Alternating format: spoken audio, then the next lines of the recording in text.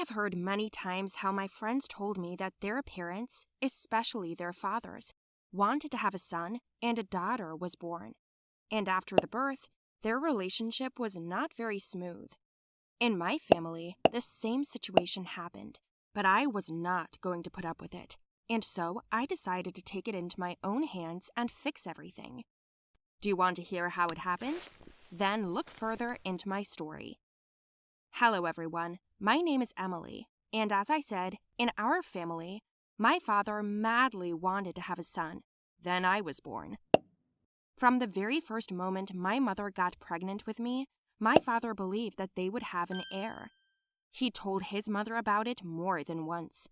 He came up with a name for the boy, planned out his life, where he would study, who he would become in the future, and decided to invest all his ambitions in the child.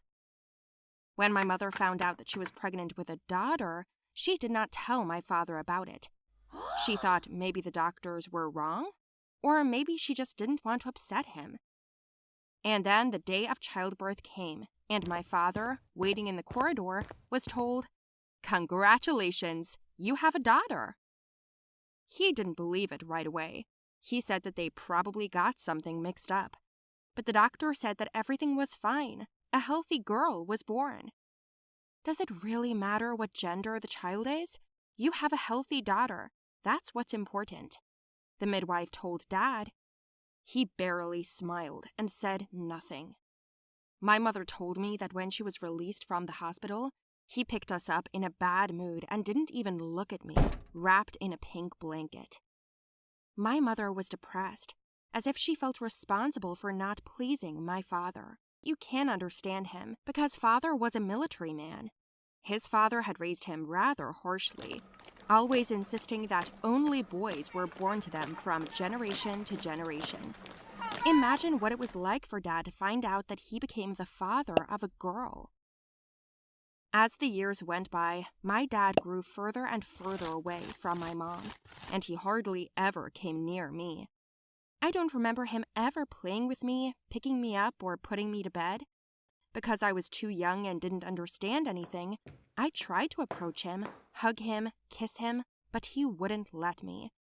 No, he didn't hit me or hurt me. He was just a stranger.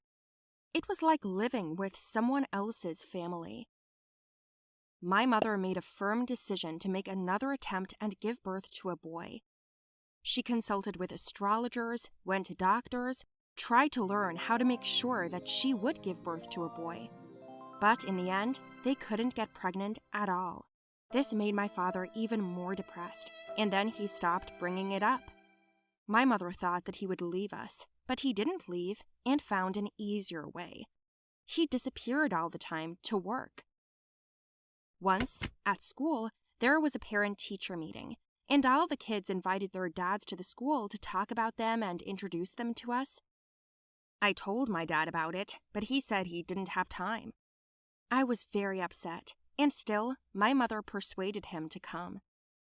I thought it would be really cool, that he would find out about my progress in school and be proud of me, but it turned out the other way around. Dad wasn't exactly happy. As he listened to the other sons playing football with their fathers, doing manly things, his mood sank even more. In the end, he got up right before it was my turn and left. I started crying, and the teacher didn't understand what was happening. In general, I was allowed to go home a little earlier. I came home and heard a conversation between my parents. They were fighting. My mother said that he was wrong, that I was still his daughter and he should at least show me love sometimes. But Dad was adamant.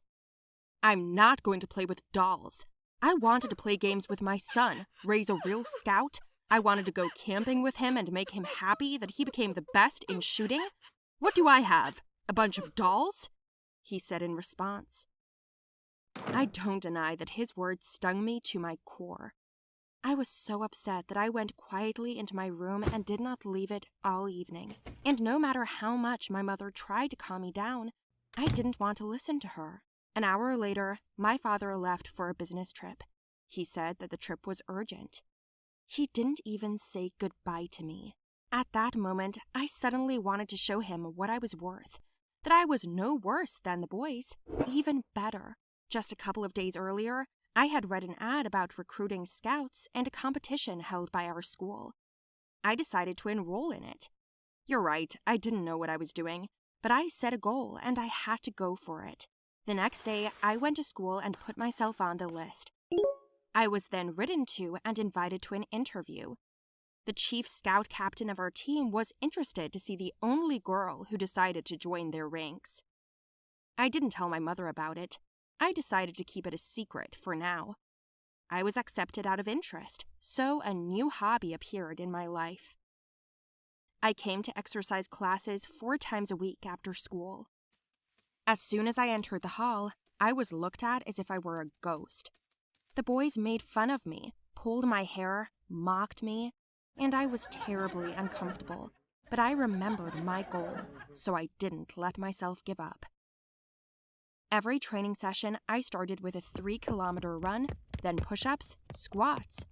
I had a double load due to the fact that I am a beginner, and the competition was coming very soon. At first, my whole body ached. I thought, oh, screw it. But my stubborn nature didn't allow me to just give up, so I gritted my teeth and worked even harder. I was taught to swim, dive, hold my breath underwater. I was able to make a fire with my bare hands with 2 sticks in 5 minutes.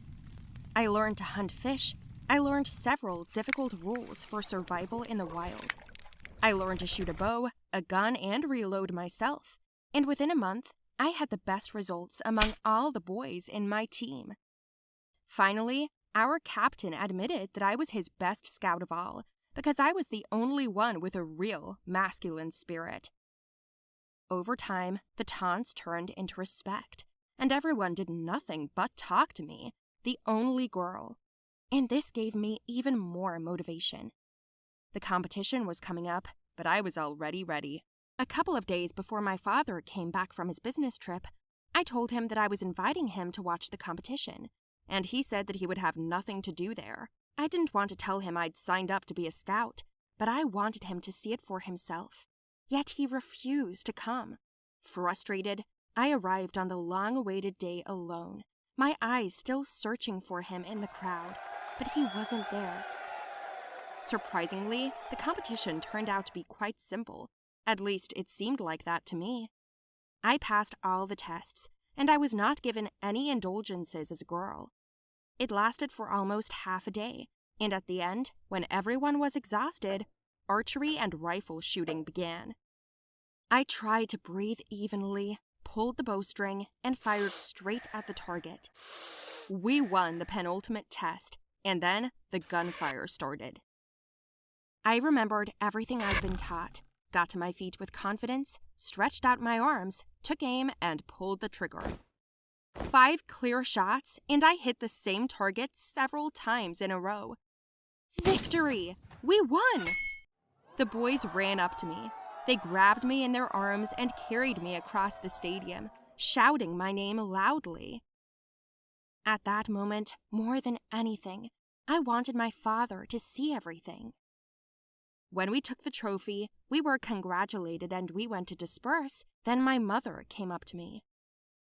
"Oh, Mom, I'm sorry I didn't tell you," I started, but she just hugged me tighter, smiled, and said that everything would be fine and that she was proud of me. Tears welled up in my eyes, and I stopped holding back.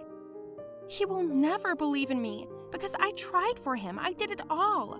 Why am I worse than a boy, Mom? I just want him to love me, I told her and hugged her tighter. "The only thing you're unlucky about is that you have a bad father," said a voice from behind. Dad was standing there. It turns out that he still came to see and saw my victory with me. For the first time in my life, I saw guilt in his eyes, and he apologized and said he didn't deserve a daughter like me. Tell me, did you guys like my story? Write your opinion about it in the comments below the video. Do not forget to like it, share the video with your friends, and do not forget to subscribe to the channel.